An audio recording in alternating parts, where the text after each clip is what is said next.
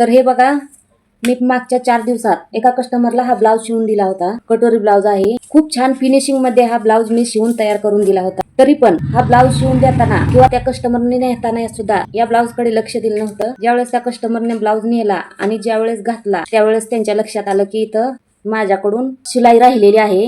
म्हणजे काय, एखाद्या वेळेस मशीन आपला मधून मधून धागा सोडत असते, तर त्यावेळेस आपल्याला ते लक्ष देऊन लक्षपूर्वक आपलं काम करावं लागतं. इथं माझ्याकडून काय चूक झाली, मशीननं धागा सोडलेला मी इथं पाहिला नाही आणि तसाच तो ब्लाउज मी कस्टमरला दिला आणि कस्टमरनेही पाहिला नाही.